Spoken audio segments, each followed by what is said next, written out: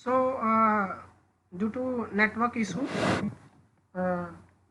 मेरा लेक्चर बीच में ही ख़त्म हो गया था। तो पार्ट 2 में हम आप लोगों को ये लेक्चर का जो अदर पार्ट है वो मैं ऐड कर दूँगा। तो मैंने आपको पहले ही बताया था कि ये सारे जो मॉडिफाइड अमीनो एसिड्स हैं उनके बहुत अपने अपने रोल्स हैं, और इन मॉडिफाइड अमीनो एसिड्स बहुत ज़्यादा इम्पॉर्टेंट हैं either in formation of main amino acid like arginine through urea cycle, or in your collagen, or myosin, muscles, elastin and many more. Okay, so हम आगे बढ़ें। मैंने आपको ये भी बताया था कि एज ए न्यूरोट्रांसमीटर भी कई ऐसे अमीनो एसिड हैं जो उपयोग होते हैं, और बहुत ऐसे अमीनो एसिड हैं जो हेम के प्रिकर्सर्स हैं, न्यूक्लियोटाइड्स हैं, मेम्ब्रेन्स पे हैं। जैसे आपको कोलेजन स्पेसिफिक अमीनो एसिड क्या है? प्रोलीन है, हाइड्रोक्सी प्रोलीन है, हाइड्रोक्सी लाइसिन है। ठीक है, ये क्वेश्चंस कई बार CSIR में मैंने देखा है कि ग्रुप बी में क्वेश्चन इनसे पूछे हैं। ठीक है, तो आपको मॉडिफाइड अमीनो एसिड्स को भी अच्छे से पढ़ना है। ठीक है, अब हम आते हैं ज्यूटायनिक फॉर्म पे। तो मुझे लगता है कि आपको ज्यूटायनिक फॉर्म पता है।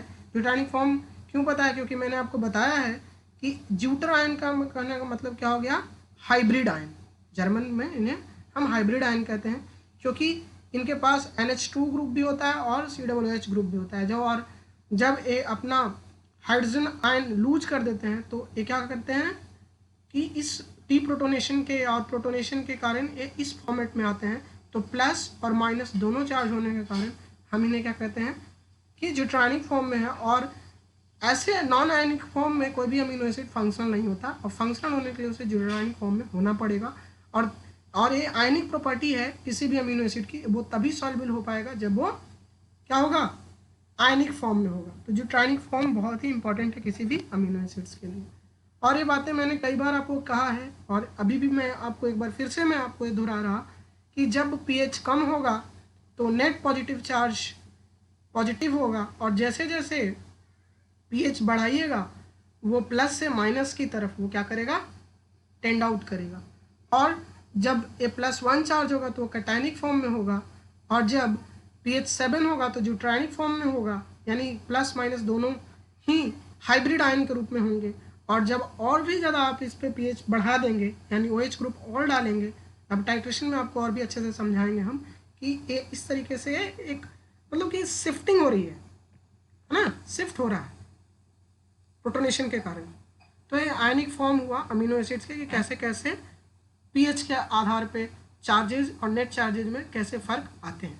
ठीक है, ये कुछ रिएक्शंस हैं अमीनो एसिड्स के जो आपको याद रखने हैं कि amino acid will go under reaction and form amino group form amides and carboxylic acid form asters. जो अमीनो ग्रुप है वो अमाइड फॉर्मेशन करता है, और कार्बोक्सिलिक एसिड जो है वो एस्टर फॉर्म करता है। और ये दोनों रिएक्शंस के बेसिस पे हम पता कर सकते हैं कि दिए हुए सैंपल्स में कौन सा अमीनो एसिड प्रेजेंट है।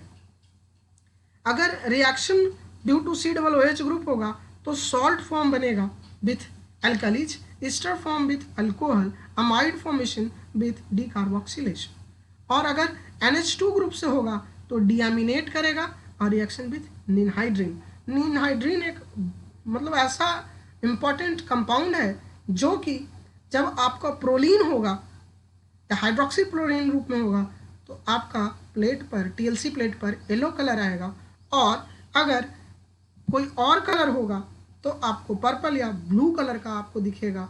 ठीक है, और ये जो होता है येलो अब्जॉर्बेंट 440 mm। 440 mm कहाँ आएगा? विजुअल स्पेक्ट्रम में, इसीलिए येलो कलर का आपको दिखेगा। येलो कलर दिखेगा तो आप क्या कहेंगे? उसमें प्रोलीन है। और प्रोलीन नहीं है, अगर ब्लू और पर्पल दिखता है तो समझिए कि कोई और अमीनो एसिड प्रेजेंट है। ठीक है, यहाँ पे भी मैंने वही चीज़ को ड्रामेटिकली प्रेजेंट किया है। ठीक है, तो ये हुआ आपका। अब दूसरी बात बहुत इम्पॉर्टेंट मैं हमेशा बताऊंगा कि जहाँ पे अमीनो एसिड है, जहाँ पर मोनोक्रोमेटिक लाइट आ रहा है, L और D फॉर्म हो रहा है, वो एक बहुत ही important equation Lambert Beer's law है जो आपको अक्सर मैंने देखा है गेट के एग्ज़ाम में, नेट में भी इससे क्वेश्चंस आते हैं। तो लैम्बर्ट्स-बेयर्स लॉ क्या कहता है, आइए इसके बेसिक कंपोनेंट पे ध्यान देते हैं। जितने भी स्पेक्ट्रोफोटोमीटर्स हो गए या फिर जितने भी आप देख रहे हैं इम्पॉर्टेंट स्पेक्ट्रोफोटोमीटर्स, चाहे वो नैनो ड्रॉप हो, स्पेक्ट्रोफोटोमीटर हो, जिसमें ये यूवी और विजुअल रेंज का जो लाइट है वो जो उपयोग होता है उसमें लैम्बर्ट्स-बेयर्स लॉ फॉलो होता है। ठीक है, तो लैम्बर्ट्स-बेयर्स लॉ ने बोला क्या, एक कंबाइंड प्रिंसिपल दिया दोनों ने मिल करके कि a light source emit light along with a broad spectrum, then monochromatic select a and transmit a light of a particular wavelength.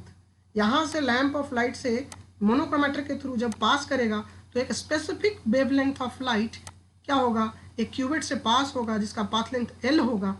Qubit का लेंथ क्या होगा, पाथ लेंथ एल होगा। और जब ये पास करेगा तो इंसिडेंट लाइट उसे I0 बोलेंगे, और जो इससे ट्रांसमिट होगा, और ये ट्रांसमिटेड लाइट को I से डिनोट करते हैं, और वो डिटेक्टर के थ्रू डिटेक्ट होगा जिसे हम एब्जॉर्बेंस कहते हैं, जिसे हम OD कहते हैं। अक्सर आपके लैब में कहते हैं जाओ OD लेके आ जाओ स्पेक्ट्रोफोटोमीटर पे। तो स्पेक्ट्रोफोटोमीटर पे जो आप OD लेते हैं वो बेसिकली इतना लंबा प्रोसेस के बाद आपको OD मिलता है। आपको लगता है बड़ा इजीली OD मिल गया, आप लेके चले आए, लेकिन ऐसा नहीं है भाई बंधु, ये बहुत ही टीरियस जॉब है। मोनोक्रोमेटिक लाइट यहाँ से पास हुआ, इंसिडेंट लाइट लेंथ जो आपका क्यूबिट के लेंथ पाथ लेंथ पे पास किया, और उसके अंदर के लाइट जो ऑब्जर्व हुई वो डिटेक्टर पे जा करके डिटेक्ट होगी ट्रांसमिशन के बाद। ठीक है, तो ये लैम्बर्ट्स-बेयर्स लॉ जो है आपको याद रखना है, और ये बहुत ही इम्पॉर्टेंट है। और इस पर आपको अगर मुझे और टाइम मिला, अभी अमीनो एसिड्स की बात कर रहे हैं तो मैं और अच्छे से डिस्कस करके कुछ क्वेश्चंस बना के आपको दिखाऊंगा how this Lambert's Beer's law is important. Okay, so कुछ हम आपको बताते हैं कि अभी तक जो प्रोटीन्स हैं, डेटा जो मैं आपको बताऊं कि कौन सा प्रोटीन का कितना मॉलिक्यूलर वेट है, कितने रेसिड्यूज हैं और कितने पॉलीपेप्टाइड हैं। इसमें मैं ज़्यादा आपको फोकस करने के लिए नहीं बोलूँगा, लेकिन हाँ कुछ चीज़ें आपको याद रखना है। जैसे ह्यूमन टिटिन एक ही पॉलीपेप्टाइड चेन का बना है, लेकिन बहुत ही बड़ा, मतलब बहुत ही कई रेसिड्यूज, मतलब कि समझिए 26,926 रेसिड्यू का बना हुआ है प्रोटीन है, लार्जेस्ट प्रोटीन। ठीक है, और काइमोट्रिप्सिन है, ये भी बहुत उपयोग होता है। ठीक है, और सेरम एल्बुमिन है, हेक्सोकाइनेज है, RNA पॉलीमरेज है। ठीक है, ये एंजाइम्स आप याद रखेंगे, और इनके कितने पॉलीपेप्टाइड चेंज होते हैं ये भी आप याद रखेंगे। ये मैंने लैलेंजर से कट करके आपको दिया है ताकि आप इनका नोट बनाएं और अच्छे से इसे देखें।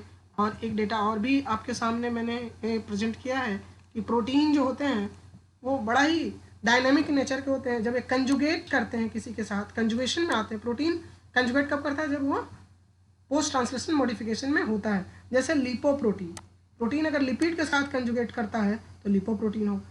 जब कार्बोहाइड्रेट के साथ प्रोटीन मिलता है तो ग्लाइकोप्रोटीन कहलाएगा। जब फॉस्फेट ग्रुप के साथ अटैचमेंट होता है तो फॉस्फोप्रोटीन कहलाएगा। जब आयरन और पॉलीफायरिन रिंग यानी हेम से अटैच करेगा तो हेमोप्रोटीन कहेंगे, जैसे हेमोग्लोबिन हो गया। ठीक है, फ्लैवोप्रोटीन जब फ्लैविन के साथ, फ्लैविन न्यूक्लियोटाइड के साथ अटैच होता है तब हम कहेंगे उसे, जैसे सक्सनेट डिहाइड्रोजनेज इसका एग्जाम्पल है। ये सब एग्जाम्पल आप अगर याद कर लें तो आई थिंक आपसे बढ़िया कोई होगा नहीं प्रोटीन के नॉलेज में। ठीक है, मेटलोप्रोटीन जब आप देखेंगे कई ऐसे प्रोस्थेटिक ग्रुप होते हैं, जैसे आयरन हो गए, जिंक हो गए, कैल्शियम हो गए, मॉलिब्डेनम हो गए, कॉपर हो गए, और इससे रिलेटेड जो आपके इम्पॉर्टेंट जो एग्जाम्पल्स हैं प्रोटीन के ये आपके सामने हैं। तो इस तरीके से मैंने आपके सामने ये बहुत ही इम्पॉर्टेंट डायग्राम दिया है, वह एक टेबल है, ये भी मैंने लैलेंजर से कट करके रखा है, आप इसका भी नोट बनाएं और इसको भी ध्यान में रखें। और एक बात और बतानी थी, जो खास बात थी आपके सामने शेयर करने के लिए, वो ये कि there are different non protein amino acid, ऐसे भी अमीनो एसिड है जो प्रोटीन नहीं है। The 3 amino acid probably example of toxic of some deadly Chinese mushrooms. Mushrooms जो है चाइनीज मशरूम्स में ये इस तरह के आपको मिलेंगे। तो ये अमीनो एसिड्स नहीं हैं और न ही ये मॉडिफाइड अमीनो एसिड्स हैं, नॉन प्रोटीन अमीनो एसिड्स हैं जो कि चाइनीज मशरूम्स में मिलते हैं और इनसे बचें तो ज़्यादा इम्पॉर्टेंट है। इसलिए हम लोग कहते हैं चाइनीज़ जो है ना वो कुछ भी खा लेते हैं। और तो इस तरीके से हम सेकंड पार्ट भी जो प्रोटीन का है वो हम अमीनो एसिड्स पे ख़त्म किए। और आप लोगों से उम्मीद है कि आप इसको समझेंगे। अगर आपको कोई और प्रॉब्लम हो तो आप हमसे पूछें। प्लीज़ कमेंट बताइए कि आपको क्या जानना है, नहीं जानना है, और कैसे इसमें हम आपके लिए इम्प्रूवमेंट ला सकते हैं। कमेंट कीजिए और शेयर भी कीजिए ताकि आपके जो नए दोस्त हैं वो भी जान सकें कि हाँ, ये जो बायोकेमिस्ट्री की दुनिया है ना बड़ा ही अजीब है। और मैं बैक टू बैक आपको लेक्चर्स दूंगा, ये मेरा आपसे वादा रहा। लेकिन हाँ, आप अच्छे से पढ़ें, मन लगा के पढ़ें, और स्टे एट होम। कोविड-19 चल रहा है, ठीक है, इसीलिए आप होम पे रहें, अच्छे से पढ़ें। और कोई भी प्रॉब्लम हो तो प्लीज़ कमेंट बॉक्स में लिखें, हम आपके कमेंट बॉक्स पे ज़रूर कमेंट करेंगे, ठीक है। बहुत बहुत धन्यवाद।